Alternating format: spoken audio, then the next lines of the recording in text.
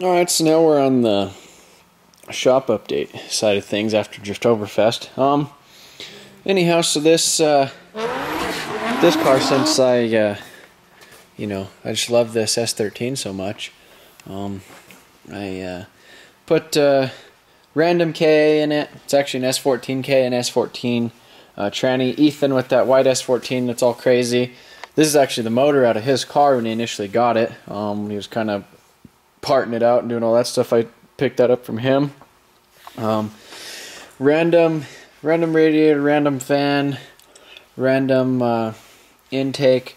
Derek's tranny, that other white S14 with he was KT, but he parted out his KT and he's going 1J now.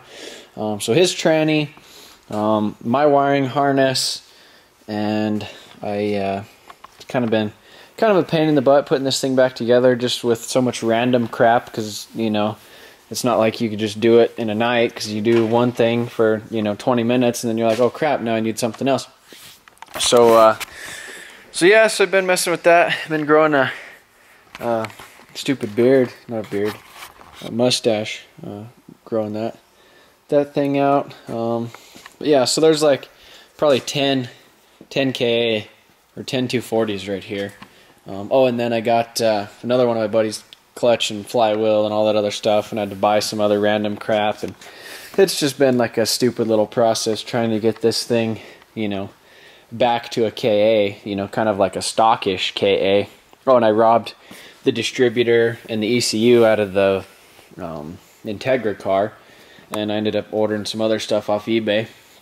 But yeah, so this thing's coming together. It runs right now, but it doesn't have the clutch pedal. When I did the wiring in the other car, I ended up cutting off the stupid injector clips off of this harness, so I had to redo that, and kind of butt connected them and heat shrinked and taped up the harness and stuff like that, so it's good to go. Battery was relocated, had to do some different stuff with the cables. Put a clutch fan on it so I don't have to mess with wiring, electronic fans. But still got to do a couple dumb things to it. I need the clutch master and the advance. Those guys ordered it and it didn't come in, but I got to get a shift boot, shift knob, kick panel, pull the wire back into there, and then since it's a single cam tack, it reads a different signal on the tack than the dual cam, so I have to wire in up into one of these wires right here, so it actually reads like a different tack signal, like a coil spark signal, instead of like just like an ECU, like weird signal. But after the whole Driftober thing, kind of figured out what I'm gonna end up making with this thing. It's gonna pretty much, I think it's gonna stay together. Take the stickers and stuff off of it, and it's gonna be like my backup. This is gonna be like the backup car, since it's all registered and insured, and I could drive it on the street and have fun with it. But I have a 370Z tranny, so I'm pulling the W58 out of it, and this is this right here. This is a 370Z tranny that I've had for a little while, and so I'm going to end up putting the 370Z tranny in there. I'm talking to a guy. He has a used adapter and clutch and stuff like that. I'm going to do to adapt that to get into here. So I'll leave this thing together, put a bigger turbo on it, and bigger injectors, and basically tune it for probably like 450, somewhere in there.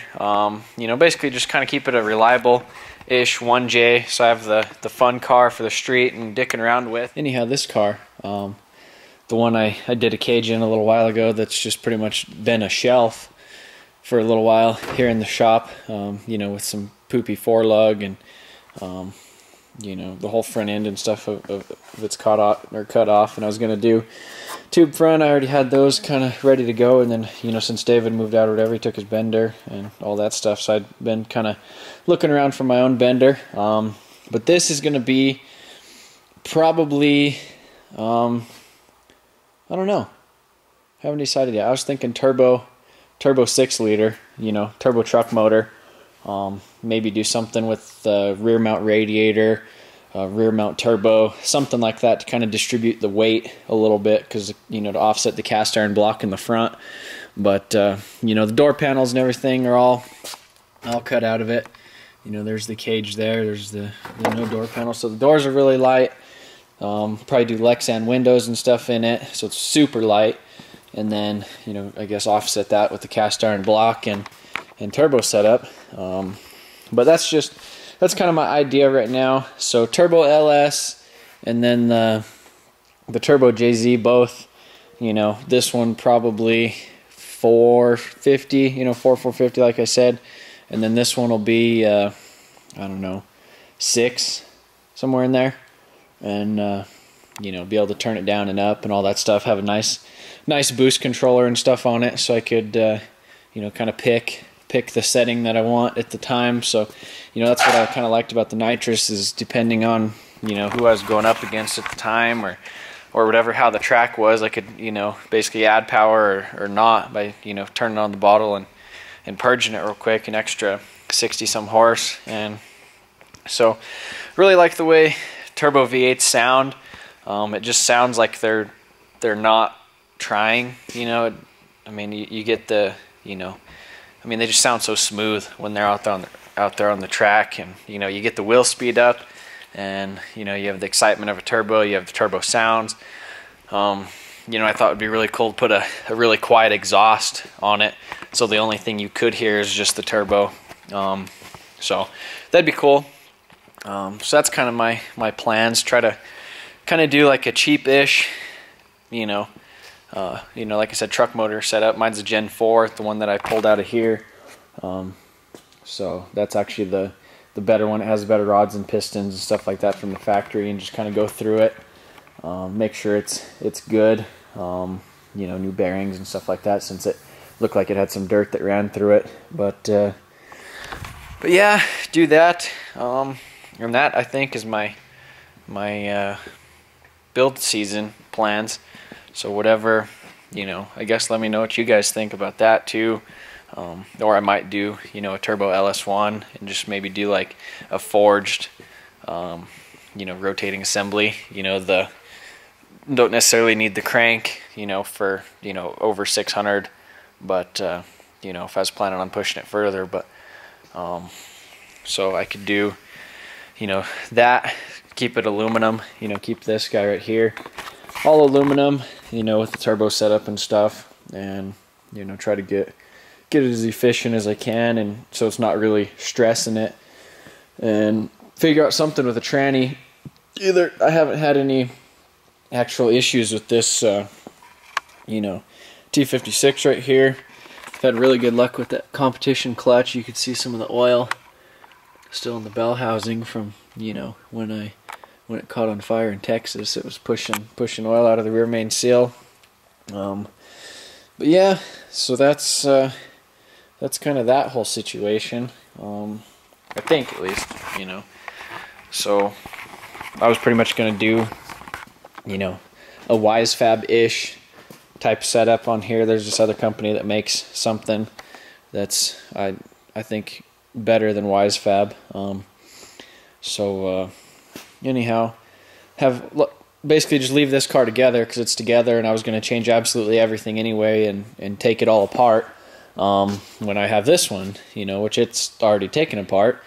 Finish taking it apart, stitch weld it, go pretty much around the whole chassis, and stitch weld the seams and stuff, add some gussets and stuff to the cage, add a little bit more stuff to the cage, once I get a bender, tube front, tube rear, cut out the rear, cut out the quarters, put over fenders and stuff on it, order all that stuff, so it's basically a whole other car, and I think that's about it. Money and time, and money more than the stupid time, but yeah, let me know what you guys think, what you think about that plan, and then I can still cruise this around on the street and go to Sonic and go to Walmart and buy parts for this thing, and if you know, if I need to, then go ahead and pull this one out. You know, I know the Vegas Drift, I think, is going to have they're going to try to diversify the actual areas that they're in. You know, like you know, underneath here there's actually a Phoenix Pro-Am, you know, for the Vegas Pro-Am thing. So they had the around in Vegas. I think they're going to do another one in Phoenix, and then they're probably going to do one here in Colorado at PPIR, which is just right up the road from me. So I'm probably definitely going to run, you know, that series, or I don't know which one I'm going to run, the Lone Star or the Pro-Am, or try to run both of them until I kind of establish, I guess, a decent standing in either one, and then just run the rest for the rest of the season so I can get my license. But yeah, I got some stuff for Big Dirty. Got to change his battery, change the oil, got a new filter, all that stuff.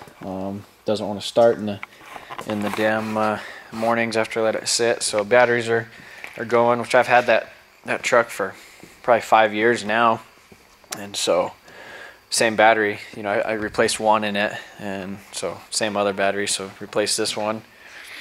But yeah, I think I think that's it for now. But I got some magical eBay exhaust for this that hatch over there. And anyhow, magical eBay exhaust. It was like $70 shipped for a 3-inch catback exhaust, which, I mean, in my opinion, you can't beat that. You know, I like making all kinds of random dumb shit, but I'd have more money in just the pipe and buying a stupid muffler and, you know, time than that. So anyhow, so I'm gonna take some of the stickers and stuff off of here and hopefully try to sell this and recoup some of the money from the initial, you know, purchase of it. So have the JZ, and then probably part out some of the, you know, I'm selling the W58 tranny out of it. Selling the, probably maybe sell one of the LS's, I don't know. I like keeping those things around. But kind of part out all the random stuff, and then basically try to order parts for this thing and try to get it going. So yeah, let me know what you guys think. You know, I'll definitely be doing either a similar paint design or a completely different one, or maybe just have this one wrapped. I don't know. I guess it all depends. Depends. So we got the exhaust installed in this thing. And man, you can barely even tell it's running. I know it has the little muffler in it, but yeah, barely even tell.